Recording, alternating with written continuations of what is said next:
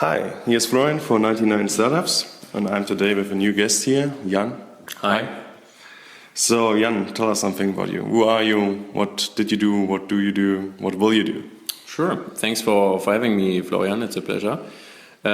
So I studied business at a German university called WHU, where I went with the intention to learn how to start a company, given that quite some startup founders in Berlin came from that university.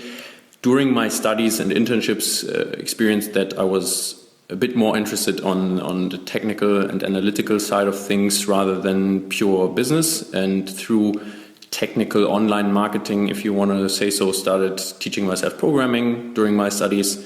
And also then in my first job out of university, started out with analysis and process automation in an online marketing team. Had great fun doing that, and just reinforced my view that data analysis is what I want to do, what I want to spend time with.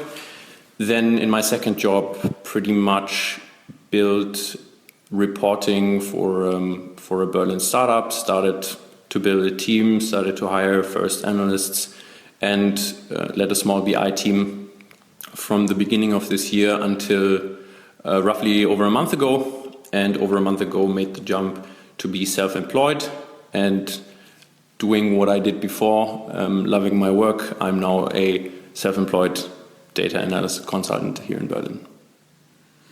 So you have like a strong view on the numbers side on a startup. Mm-hmm. So, because out of my experience, business intelligence and numbers driven is a lot for big companies, they use it a lot. So what was your experience with a data analysis in startups? So what were your first experience in the different startups, how they approached it, what did you do with it? Mm-hmm. I would start by saying that differs a bit depending on the company size that you look at, and within the last 3 years I've now seen also from freelancing companies that are literally a team of 4 to 5 people just at the very, very beginning, up to startups that are growing highly but have still relatively fluid processes, so it's not like they're already fixed or in a stable state, as well as very standardized in online marketing, for example, processes of well-established companies that just really want to optimize what they're doing. To me, data in a business context has 3 main advantages that we can probably also talk a bit more about later. The first thing, and this is applicable whether you're small or not, is faster decision making, right? So I think one of the core strengths of a startup is that you you iterate fast, you experiment fast, not to say fail. That's what everyone is trying to avoid, obviously. But you experiment fast and you learn fast. And due to these fast learnings, you're able to achieve results quicker than the rest of the market. That's one thing. Another thing is process automation, which is a huge driver, I believe, for scaling efficiently and well, but requires also somehow stable processes. You can't do it from day one. And the third one is if you got these first 2 things right, and if you are operating with a well-defined and clean data model, that you can go into the direction of doing predictive analytics, right? Depending on the business model, projecting sales into the future, or maybe even in the morning running analyses that will give you a hint how the day will go. But this obviously requires some work before and some growth before. So how did you approach the goal to build up a small progress tracking or creating numbers or getting numbers to work with in a really small startup on a small environment? Mm-hmm. I wouldn't, in my experience, in my opinion, being data-driven is not exactly a question of size. What you need to start out with is, first of all, obviously have a good understanding of how your business model works. If you're small, data should be, I think, the main driver for product development. You want to make sure that you build a really, really good product with a valuable market fit. And while you might not have huge amounts of structured data to do that, you have an unfair advantage that others don't. You can very well gather qualitative data. So I think when people talk about data, they always have this preconception that it needs to be databases and SQL and huge quantitative analyses. And that is partially true, but not in the beginning. It is just as well a very valid point for gathering data to pick up the phone, call people, do experiments, as long as you have a structured hypothesis and you know what you want to get from the data that you gather. Yeah. That's a really good point. Like I talked to a friend and he told me that like you can crush the most CEOs of big companies just asking them, when was the last time you talked in person to a real customer of you, and which problem you solved for him and what did you got paid by it. And so, because that's like the bread and butter, which startups do, they talk to real customers and then they solve problems for them, then for that they get paid. And that's like how the most successful startups work and that's the reason why they work. So that's qualitative data, I completely agree. Mm-hmm. So what would be the next step? Okay, you found the model, you found what worked. So, and now, of course, you grow. Like you get more demand, so you need to grow. Mm-hmm. Mm-hmm. What would be the next step? The next step, I believe, is something that is quite fundamental. There is this well-known quote from a British mathematician from 2006 that starts with, "Data is the new oil." And while that part is very well known, most people skip the extended version, so to say, where he actually argues that data itself is comparable to crude oil and it needs to be refined and transformed into something like gas, like plastic, for it to be valuable, and that comes with work associated to it. And while you might not have, as a small startup, the capacity to do that from the very beginning, what you really, really want to do very ruthlessly is to focus on collecting and storing the oil that you produce for now in an orderly fashion so that it can be very well analyzed later on. What I mean by that specifically is that as people start out, and yes, you're still probably in an MVP mode, some might argue that we need to get going and start fixing things later and pay a blind eye to data quality. And that is just something which will cost you quite a lot and comes with huge opportunity costs once you want to start using that data, because data or unlogical data spreads. If you have flaws in your base data, this might spread into other things, and it's quite hard actually, or not obvious often, later on to reverse engineer it and fix it. So I would say while data quality is not everything, without data quality, everything is much less valuable. And this is something that you can get right from the beginning, just having a quality focus in how you develop IT systems and processes. And once you got going and grow, I think you need to start thinking about good KPIs that fit your business model and that actually allow both the respective functions like finance, operations, marketing to work well in their daily activities, but also give the C-level and people from across functions an overview of what's going on in the other departments. And that is quite a challenge normally, given that, again, processes are fluid and that we are often consumed by daily work. But if you have a bit of a mental model and a systemic approach to KPIs, at least, that everyone knows of, that you communicate throughout your company, it should be relatively easier to have an overview. Before we come to KPIs, I would have another question. Like I had a friend which comes strongly from the finance background, and he advised to most startups to keep on the beginning your data, your finance data. Excel is your best friend. Get some nice templates and then work with that. So how you make sure that like the data quality is there if you use Excel? Do you have experience with that or advice?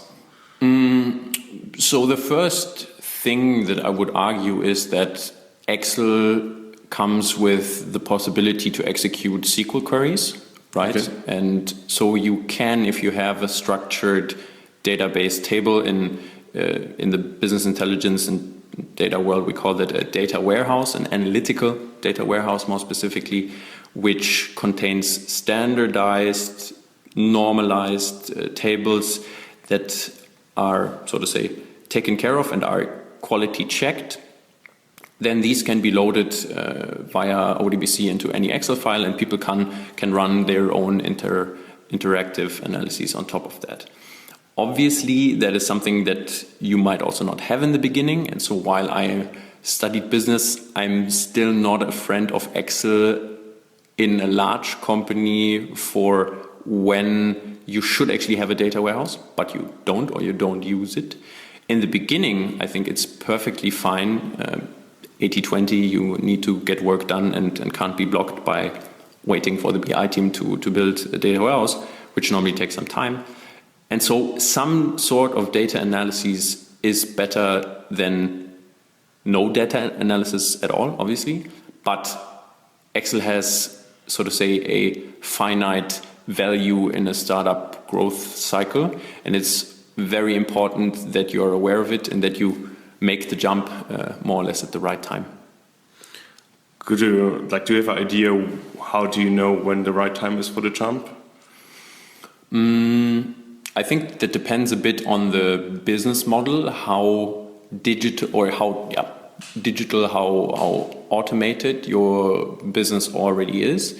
If it's harder to integrate data sources, if there are many different data sources, it naturally takes longer to also build up proper structures.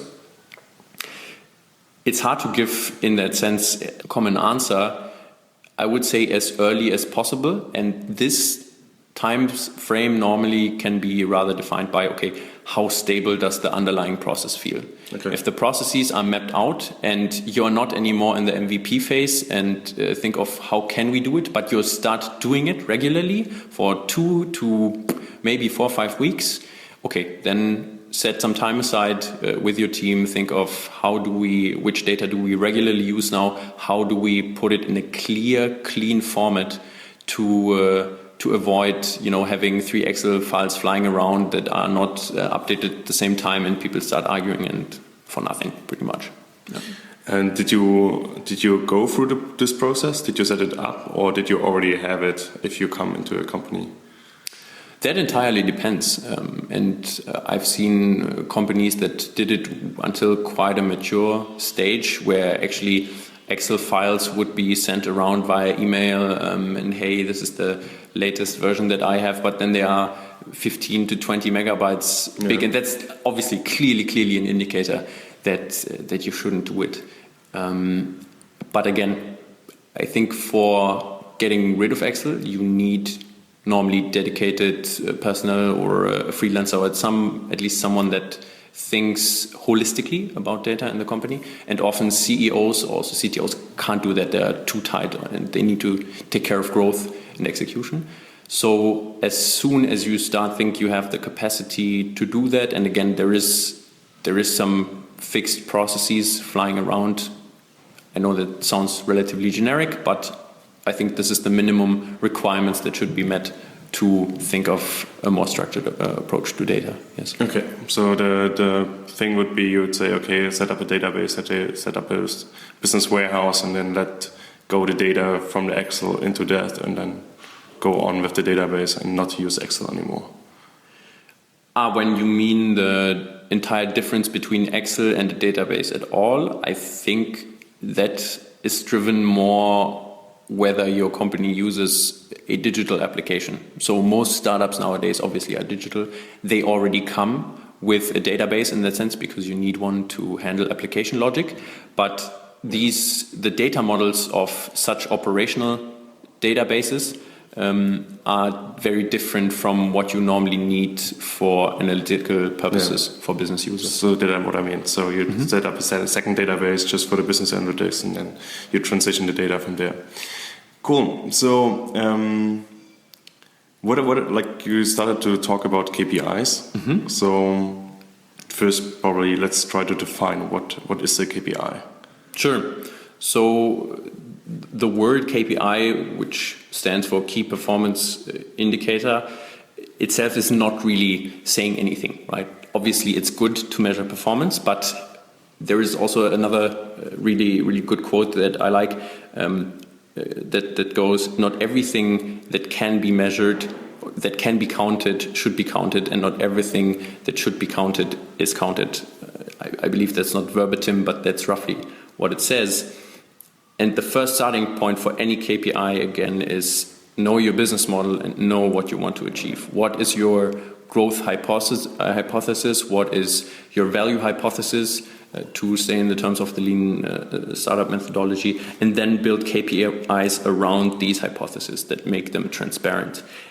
There is no use, what many people immediately jump for, I would say, are in the data world so-called vanity metrics. Total user sign-ups, total visits to my website in online marketing. Those are numbers that give you a warm, fuzzy feeling when you look at them as they grow maybe overall, but they give you actually zero qualitative information about your business. Are those all free sign-ups? Do they bounce immediately? Or are those actual users that you can pull into your product and actually, make them sign up, pay them? What do they perceive as valuable, what you have to offer? And when you think about that, how you make the actual qualitative actions of people more transparent, you pretty quickly come to the conclusion that quotas of sorts are much better KPIs than nominal numbers. So if one general advice would be, how do you approach KPIs? Try to think of smart quotas, percentages. So if, for example, classical cohort analysis, all users that you acquired in month T-2, of those 50% converted in the same month, and in the next month again another 30%, that tells you that over 2 months 80% of the users that you acquired there actually convert, which is obviously super nice.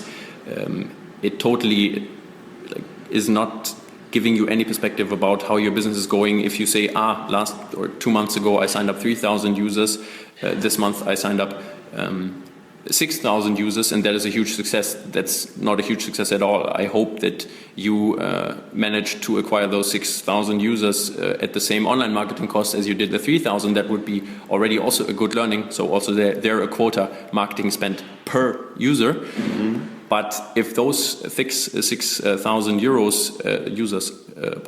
users do not convert at all, you have just spent a lot of money without getting anything for it in return, and that is hardly a success in business terms.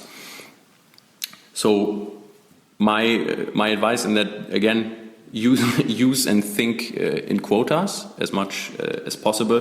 There's hardly any nominal figure that I can think of that gives you a solid understanding about the health of your business.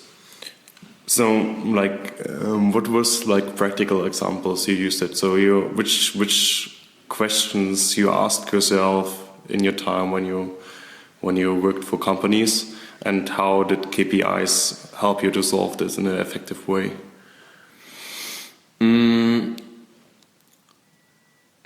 I would answer with other aspects than what I've just talked about with the quotas.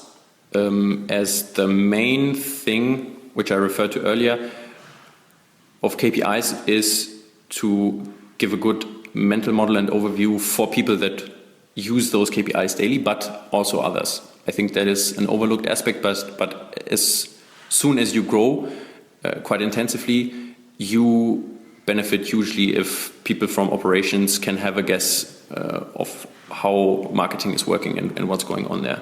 So to get good KPIs, I think you need to first understand the processes, and they need to be actionable. So when you look at a KPI, let's say, and you don't know what you should do in case that KPI drops under its benchmark goal value, or whether it's up that benchmark or goal value, you're wasting your time and you're using data that actually doesn't help you become better.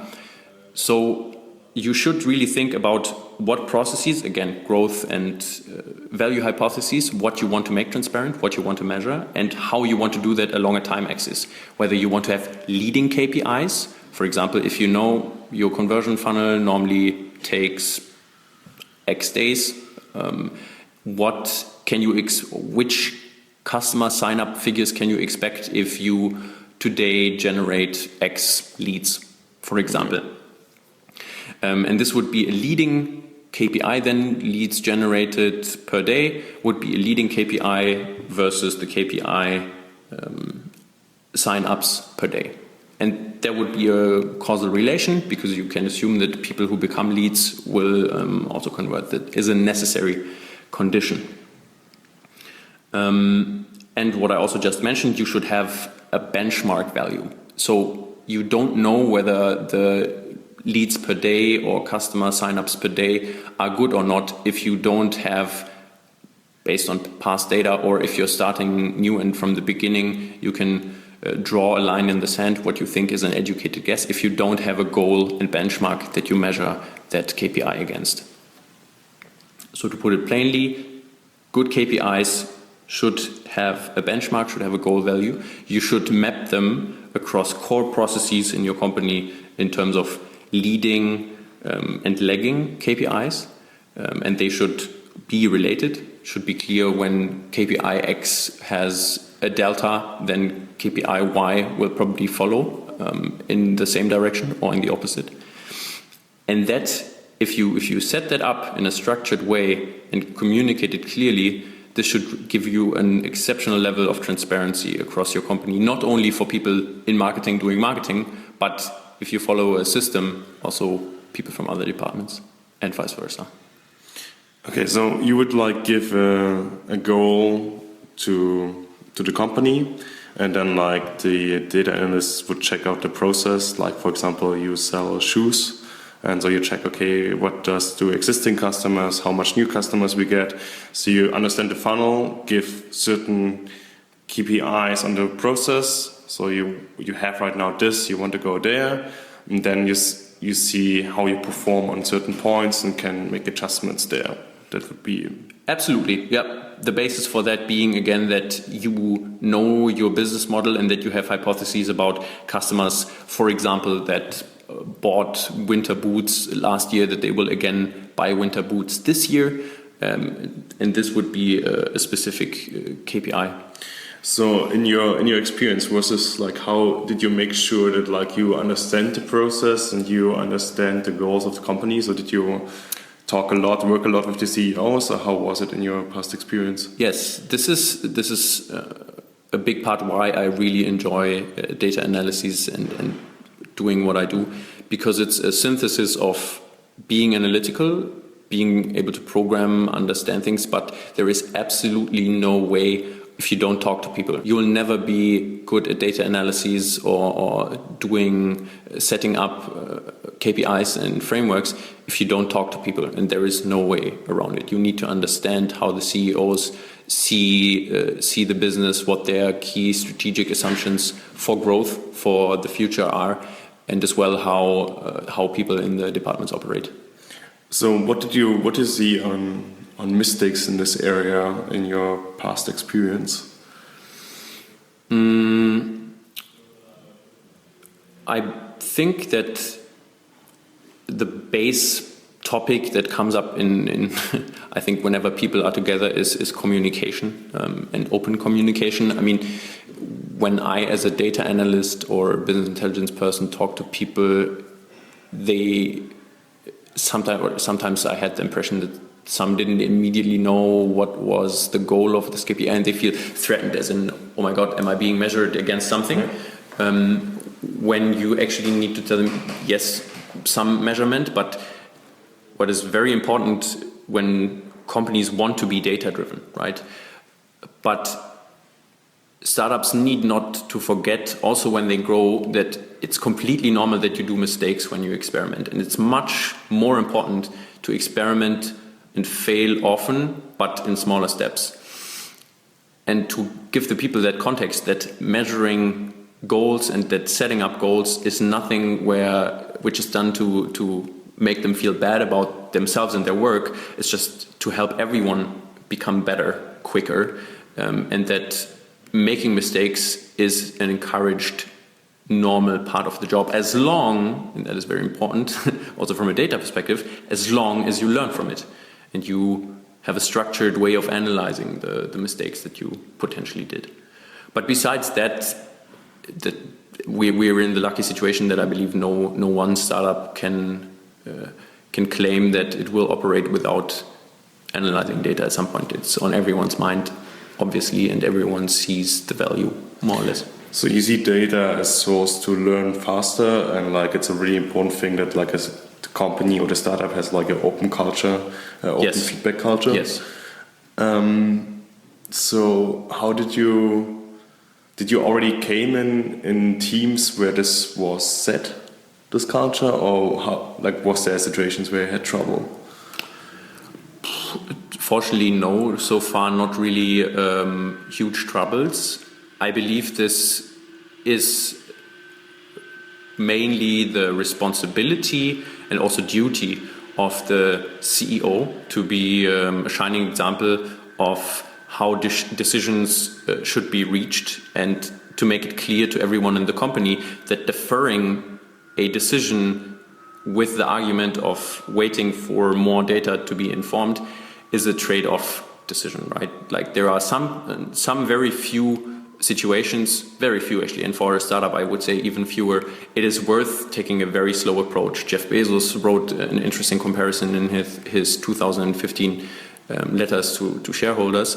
There are very few situations that actually warrant waiting for a long time to make a decision, whereas it's mostly actually better to take a decision so that others are not blocked by you, and that otherwise you start incurring huge opportunity costs. And it's not so important whether actually the decision even was right or wrong, or whether the basis for that decision was only 80% or 20% right. Speed in execution matters, and again, the earlier you decide, even if you make a mistake, the mistake will be small and will be, in 99.9% of the cases, very well reversible. And this is, again, concluding this argumentation, this is a thing that I believe CEOs should imprint into the DNA and into the culture of the startup, because if they start having what you would call analysis paralysis, looking at data again and again and again, only to find the last bit of information that might make the decision transparent to others, they achieve actually the opposite, that people become afraid of making mistakes, that people start to slow down, and if you start losing velocity as a startup, I think it's common wisdom that that's not what you want to do to grow. So interesting. So you say that data gets more important when a company grows, right? To understand it better and to get better decision of it. Naturally so, yes. And that's what I mentioned earlier when process automation comes in. So decision making is one part that you can have across every scale of a company, and that will stay for you as long as the company exists. But process automation is, I believe, one of the biggest valuable growth drivers that, not sure how many people are aware of that. Also depends a bit on digital how digital your business really is, but it comes down to the definition of scale, right? Every startup wants to grow and scale, and in a database context, interestingly, scalability is defined as a function of performance under changing environments. To give you a very placative and easy example, think of a table that has 1,000 rows and that takes a second to query. When you increase the size to, let's say, 10 million rows, you don't want the query execution time to grow in the same manner or by the same scale. You want it to stay actually quite flat and ideally logarithmically so, and how you normally achieve that in a database context is by using indexes. Ultimately, executing a query against a table is simply a linear process. And what you want in business is once you start throwing the tenfold load or sales volume or whatever at an existing team, the question is, how do you buffer that? Yes, you hire new people, obviously, as a company grows, but you're missing out on a big chunk of efficient growth if you don't start automating processes as well to push the people that you already have in the organization to more productive tasks and ones that generate more value given the life cycle of the startup. So let's go a step back. So that means like you define, like, because if you grow, you define processes in the whole value chain. Like I sell shoes, so I have this process. If orders come in, this and this happens, and then how you said to scale faster, you try to automate that. Exactly. So you make people free or resources free, and you try to set them on certain points to include the whole thing. And so you said like one of the important points is that like the database can scale with it and can be flexible enough to take new processes on or take new tasks on or take more data on. The example with the database I presented was more theoretical of nature, comparing it to a process. Yes, scaling a database is obviously an issue, but that is for most startups until you get to a level where your database doesn't scale, then you'll probably have already a business intelligence and data team.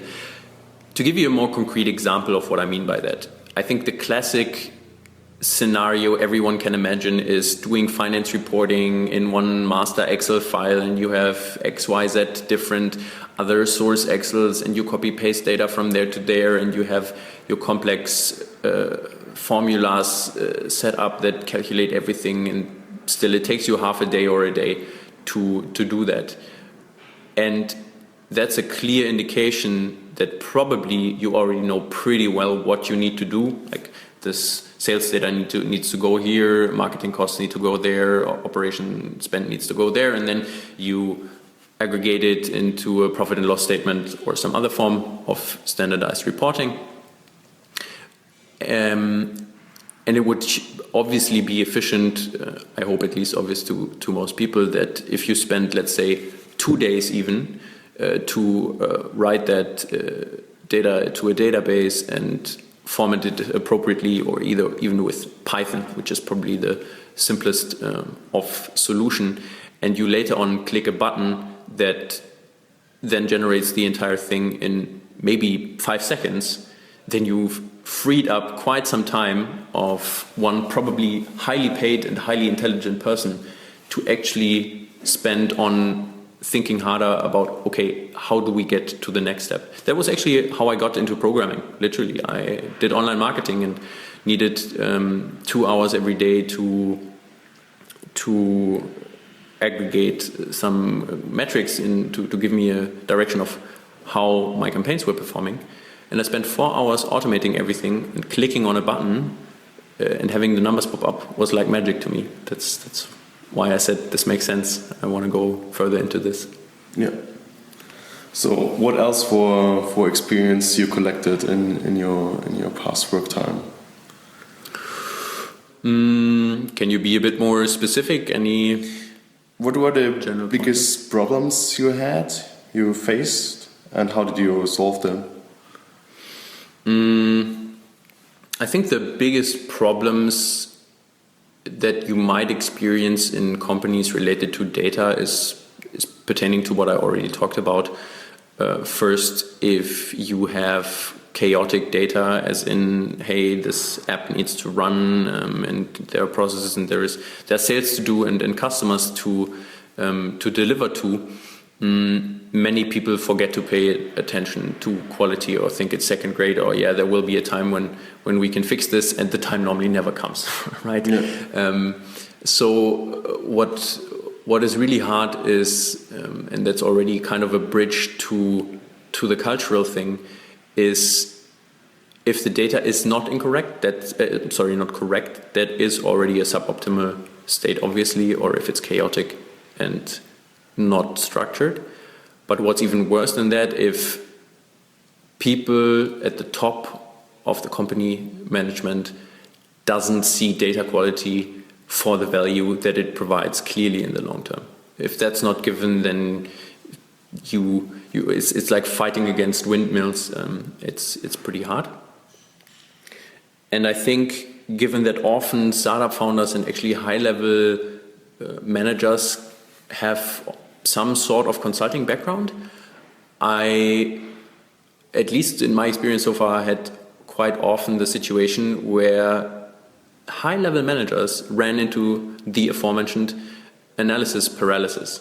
They were looking at numbers and then requesting some more numbers and then requesting some more numbers, not realizing that actually their job as a manager is to, do obviously informed decisions and also inform themselves about the business, but the data will only ever tell you so much about the cause of the data and why certain things are the way they are, and that it's often still very important to pick up the phone, call people at the ground, get an impression of why things are the way they are and whether they actually think a certain action that you come up with based on the data makes sense or not, and then ultimately decide and move forward. And again, if it turns out that it was a slightly suboptimal or suboptimal decision, revert it and try something else.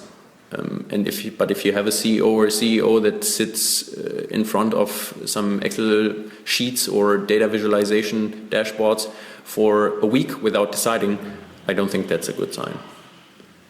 So a typical case of understand your business, understand the context of the numbers, and if you have hard times to understand it, just call the right people and talk with them about it. Yes, and always relate data to a business hypothesis or a goal that you have. Data itself, again, has no inherent value. It needs to be refined and it needs to be put into context to serve a purpose. Yeah, definitely a really good point. Do you have something else you want to talk about?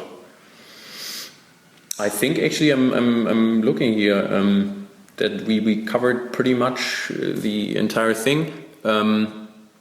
What I would also mention is, in order to achieve all of that, we talked very much about the business side of things, and maybe briefly touch upon this, given that often business users don't understand how data works under the hood.